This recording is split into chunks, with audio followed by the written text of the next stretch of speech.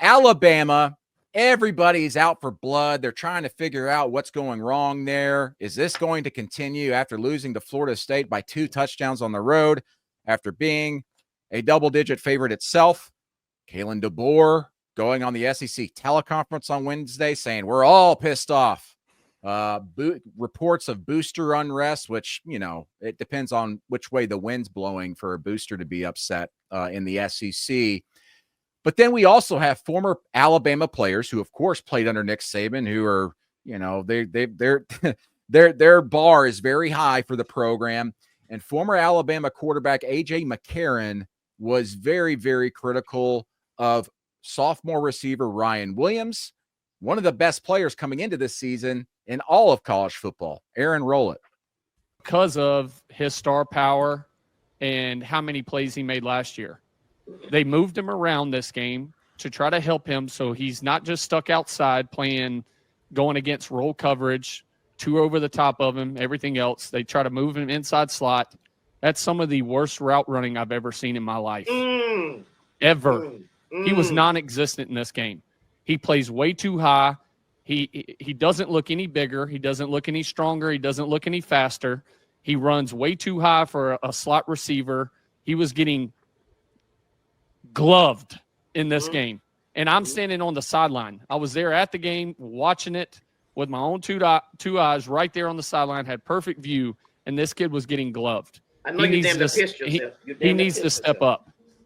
All this hype and everything, guess what? You're not getting drafted off 1 year. You're not Jeremiah Smith, brother. Jeremiah Smith could have came out last year, been the first pick overall. You're not at that level. So step up, make plays, get open. You're jogging way too many routes. Somebody needs to challenge him. Okay, so we're going to get to those thoughts. My quick thought on this to set the stage. I believe Ryan Williams has a big target on his back, one, because he's so freaking talented coming out of high school and what we saw last year. But also we're in a culture, in a space where everybody judges everybody by their looks and what they're posting on social media. And of course, there's been pictures floating out there of him walking into the stadium, holding a plushie, as I call them, with my kid, fingernails painted. So everybody's got their opinion on that. And they like to stretch that into, well, that's affecting how he plays and all that stuff. Fact of the matter is, you got to judge a kid based off of the way he's playing on the field. So, guys, is A.J. McCarron right in his criticisms based off of what we saw from Ryan Williams in the season opening loss to Florida State? The biggest issue for Ryan Williams is that, yes, he's extremely talented, but he hasn't had more than 73 yards in a game since October 5th of last year. For somebody with that kind of talent, that's far too long. Look, I don't care how Ryan Williams paints his nails. I do not care what he brings into the stadium with him as long as it's legal. At the end of the day, if he plays really well, it's something that will be something that is endearing. If he doesn't, it becomes a stick to beat him. We all know how this works. But at the end of the day, Ryan Williams had a shocker on Saturday. He has the red zone drop where he reaches out with one hand, nonchalant, and he drops the ball. And it was a slant. It was on time from Ty Simpson. And if he reaches out with two hands and catches the ball, he might have scored. But at least it would have been a good play for Alabama, positive yardage. He drops the screen in the first half as well. Easy catch. We could have caught that. We can't do the ballerina catch against Georgia, but I think we could do a catch like that. At the end of the day, it's the little things that Ryan Williams has to get better at. It's the little things that everybody in this Alabama team have to get better at. This was not a situation, I thought, where Alabama was completely and totally broken. I actually think it's a little bit different. I think what they showed on Saturday was a team where everybody doesn't do their 1/11th part every single snap. That's the point of the process. That's the point of the Nick Saban era. The point of the Nick Saban era was everybody doing their job and doing it to perfection, or as close as you could get, and it made for a team that could not be broken. Alabama gets down in that game by 2 scores. Did any of us think they were going to come back? No, I didn't. That game in the Saban era, you're like, man, they better leave the stadium and lock the doors because Alabama may still have a chance to come back after the buzzer sounds. But at the end of the day, this Alabama team is not clinical enough and does not have good enough attention to detail to be the champion that we expect it to be, or at least to contend for the championship that many of us expected them to do coming into this season. Well, it's ironic because I almost feel like one of the worst things that's happened to Bama in the Kalen DeBoer era is that Ryan Williams catch, is the Georgia play where he flips the game on his head. And I say that for a couple of reasons. One, I think that it gave people out there some false hope that this team was a little closer than it was. I mean, this was the first team out of the college football playoff, but for most of the season, they didn't necessarily play like it. Two, I mean, Ryan Williams, like you guys talk about, very, very, very talented player, but a freshman very much last year, right? Made mistakes, was in the wrong spots. His body is still kind of far away from being what it needs to be. You know, you see AJ McCarron make the comparison to Jeremiah Smith. It's not just technically that Jeremiah Smith is so much better, although he is obviously. It's also his body is so much further along than where Ryan Williams is. And how does perception change? Because Ryan Williams was named to pretty much every preseason All-America team. I thought that was frankly a little ridiculous with the way that he ended the year last year. I had Jordan Tyson very much over Ryan Williams coming into the year just because of what they've shown to this point. But how do things change if Ryan Williams isn't a star already, if he doesn't have these kind of expectations? I mean, Germie Bernard was the best receiver in that game. It was not Ryan Williams by any means. Germie Bernard was the guy who stepped up and made plays when they needed them. And so I think for me, like, this team, when you look back to 24 and you look at the way that they finished, like, I just think that this team was further along than maybe even the coaching staff thinks that they are, because they had those moments of, well, we went to beat Georgia. How far away could we be? Well, I think what you saw in that Georgia game, Shahan, specifically, is, again, part of the problem, as you're getting at. They come into that Georgia game, if I'm not mistaken, off of a bye, I believe.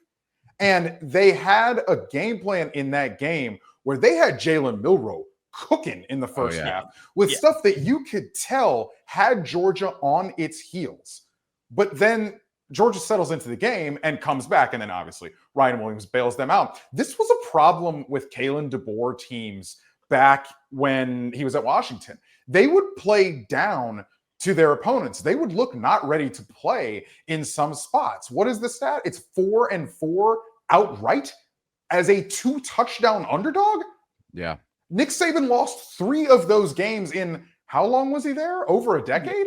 Yeah. Like, it just can't be that. When you just can't have this attitude that we're Alabama and we're going to figure it out. It's just not the way things are right now, even when you consider that the floor of college football, the floor of the SEC, has risen from a parity perspective.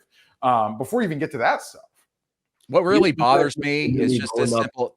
Sorry, I just want to say this real quick. What really bothers me is just the simple stat that they are 1-4 in their last 5 road games. 1-4. 2 of those are blowouts, by the way, in loss column.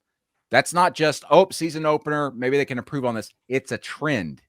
It's almost expected now that we're on the road.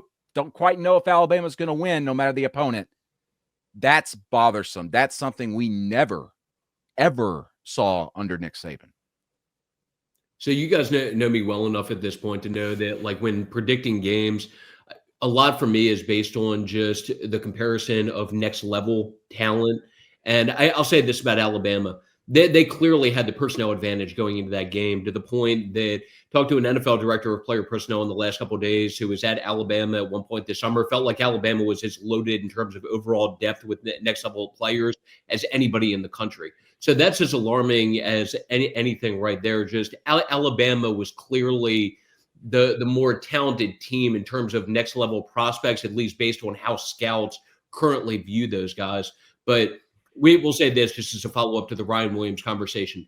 If Alabama is going to rebound from this and perform at a respectable level this year, they're going to need some of those guys that they came into the year expected to be some of their elite guys to be as advertised. And not to harp too much on Ryan Williams, and I know already threw out the numbers that I did, but Ryan Williams, like, I still remember going back to last September and early last October, talking to staffers from teams that had faced him, had faced Alabama, and he was dynamic enough. They were so impressed with him that they were referring to him in terms of not only a college player, but as a next level prospect, being the 1B to Jeremiah Smith's 1A. Like, that was legitimate stuff that was coming up last September, early October. And all of a sudden now we're looking at a player who has a ton of ability, but all of a sudden, if you look at the production part of it, has 37 yards or less in 5 of the last 6 games going back to last year. It doesn't all fall on him. This is not just like putting it all on Ryan Williams by any means,